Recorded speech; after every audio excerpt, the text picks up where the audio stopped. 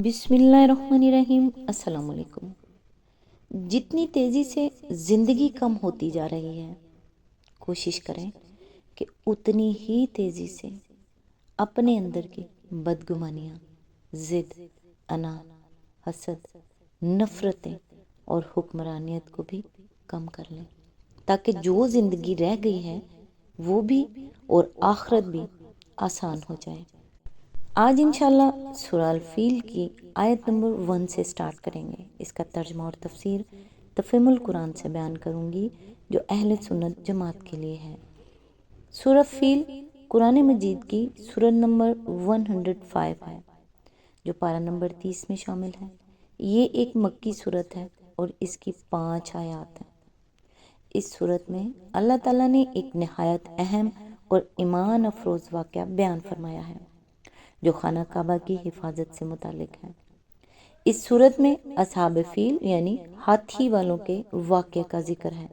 یہ وہ لشکر تھا جو یمن کے بادشاہ ابرہہ کی قیادت میں خانہ کعبہ کو گرانے کے ارادے سے آیا تھا۔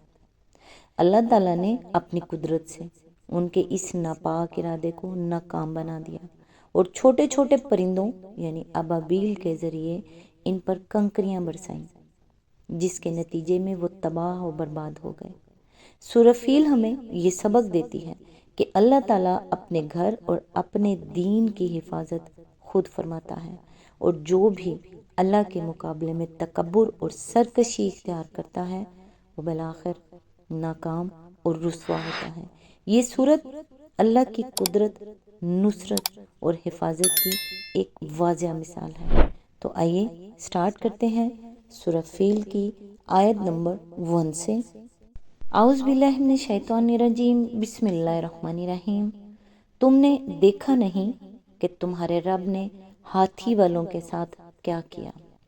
اس کی تفسیر ہے، خطاب بظاہر نبی صلی اللہ علیہ وآلہ وسلم سے ہے، مگر اصل مخاطب نہ صرف قریش بلکہ عرب کے عام لوگ ہیں، جو اس سارے قصے سے خوب واقف تھے۔ قرآن مجید میں بکثرت مقامات پر علم تر، کیا تم نے نہیں دیکھا کہ الفاظ استعمال ہوئے ہیں، اور ان سے مقصود نبی صلی اللہ علیہ وآلہ وسلم کو نہیں بلکہ عام لوگوں کو مخاطب کرنا ہے۔ مثال کے طور پر آیات ذیل ملاحظہ ہوں: سورہ ابراہیم آیت نمبر 19، سورہ الحج آیت نمبر 18، 65، سورہ نور آیت نمبر 43، سورہ لقمان آیت نمبر 29، 31، سورہ فاطر آیت نمبر 27، سورہ زمر آیت نمبر 21۔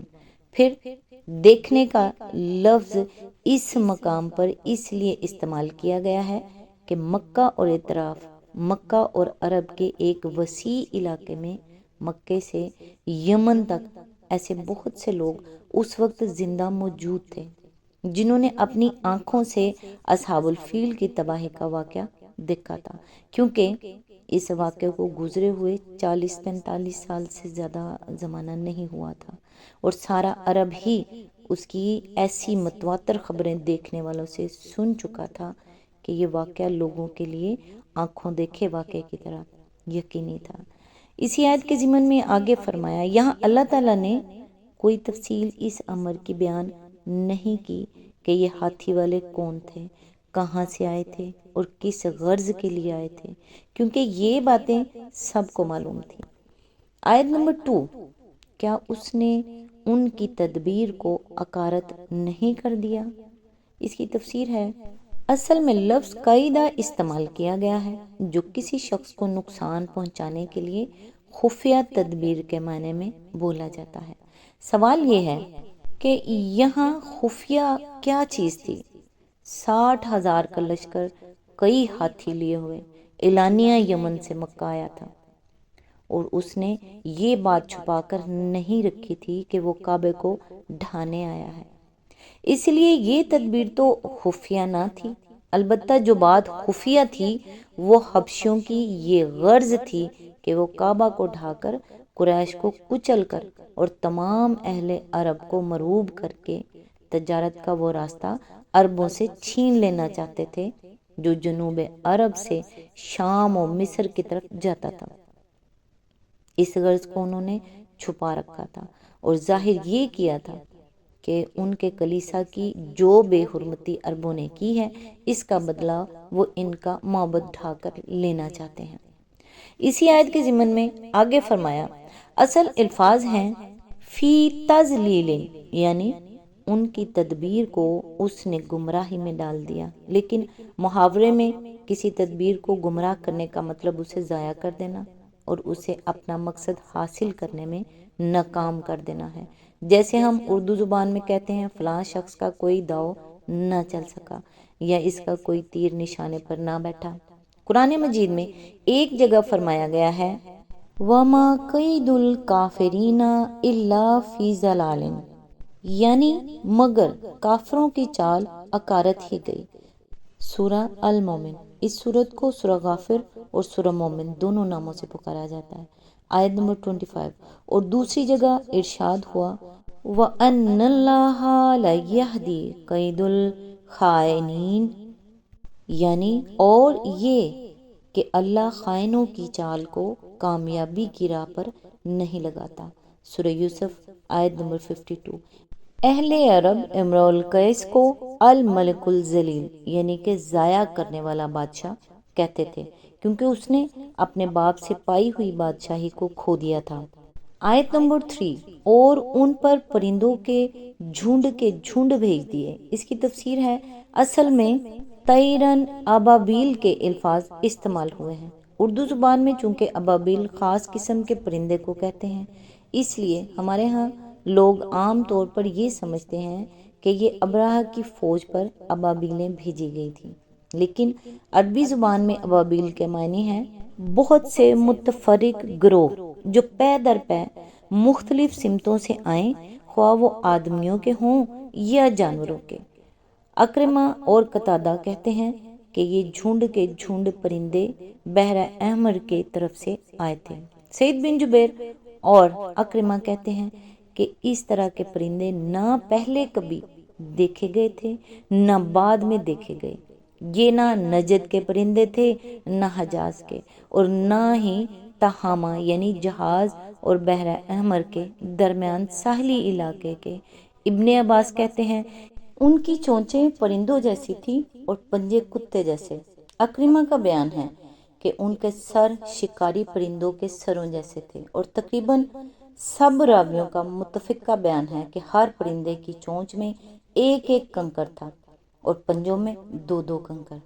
مکہ کے بعض لوگوں کے پاس یہ کنکر ایک مدت تک محفوظ رہے، چنانچہ ابو نعیم نے نوفل بن ابی معاویہ کا بیان نقل کیا ہے کہ میں نے وہ کنکر دیکھے ہیں جو اصحاب الفیل پر پھینکے گئے تھے، وہ مٹر کے چھوٹے دانے کے برابر سیاہی مائل سرخ تھے۔ ابن عباس کی روایت ابو نعیم نے یہ نقل کی ہے کہ وہ چلغوزے کے برابر تھے، اور ابن مردویہ کی روایت میں ہے کہ بکری کی مینگنی کے برابر۔ ظاہر ہے کہ سارے سنگریزے ایک ہی جیسے نہ ہوں گے، ان میں کچھ نہ کچھ فرق ضرور ہوگا۔ آیت نمبر 4 جو ان پر پکی ہوئی مٹی کے پتھر پھینک رہے تھے، اس کی تفسیر ہے اصل الفاظ ہے بے حجارت من سجیل، یعنی سجیل کی قسم کے پتھر۔ ابن عباس فرماتے ہیں کہ یہ لفظ دراصل فارسی کے الفاظ سنگ اور گل کا مورب ہے، اور اس سے مراد وہ پتھر ہے جو مٹی کے گارے سے بنا ہو اور پک کر سخت ہو گیا ہو۔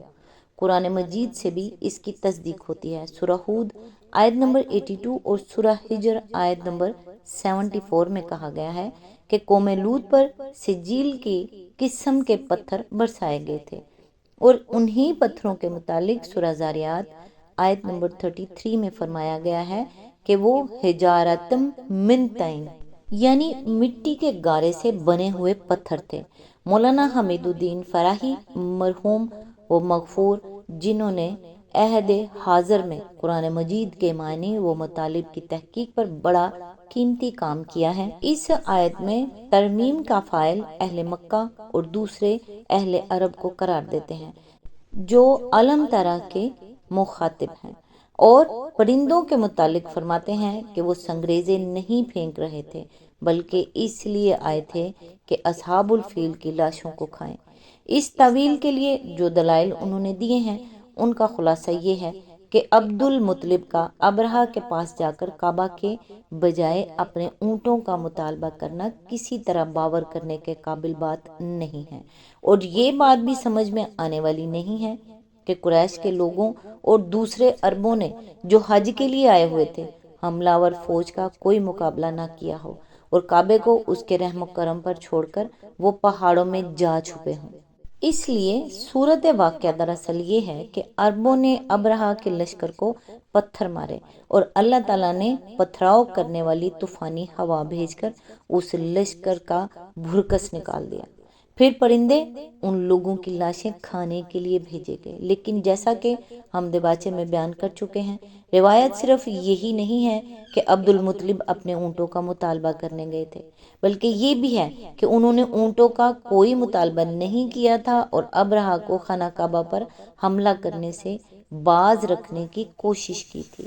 ہم یہ بھی بتا چکے ہیں کہ تمام معتبر روایات کی روح سے ابرہہ کا لشکر محرم میں آیا تھا جبکہ حجاج واپس جا چکے تھے، اور یہ بھی ہم نے بتا دیا ہے کہ 60,000 کے لشکر کا مقابلہ کرنا قریش اور آس پاس کے عرب قبائل کے بس کا کام نہ تھا۔ وہ تو غزوہ احزاب کے موقع پر بڑی تیاریوں کے بعد مشرکین عرب اور یہودی قبائل کی جو فوج لائے تھے وہ 10-12 ہزار سے زیادہ نہ تھی، پھر بھلا وہ 60,000 فوج کا مقابلہ کرنے کی کیسے ہمت کر سکتے تھے؟ تاہم ان ساری دلیلوں کو نظر انداز بھی کر دیا جائے اور صرف سرافیل کی ترتیب کلام کو دیکھا جائے تو یہ تعویل اس کے خلاف پڑتی ہے۔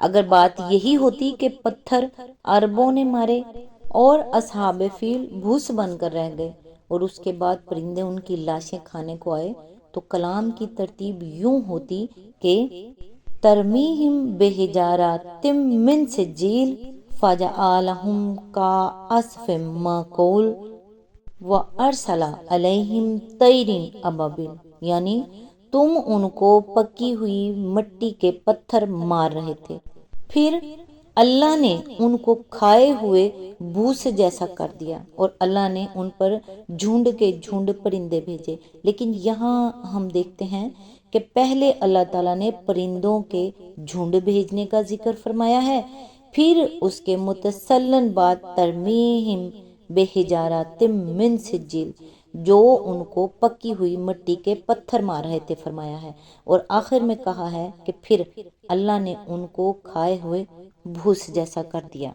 آیت نمبر 5، پھر ان کا یہ حال کر دیا جیسے جانوروں کا کھایا ہوا بھوسا۔ اس کی تفسیر ہے، اصل الفاظ ہیں کعصف مأکول، یعنی اسف کا لفظ سورہ رحمان آیت نمبر 12 میں آیا ہے، ذو الاسف والریحان، یعنی اور غلہ، بھوسے اور دانے والا۔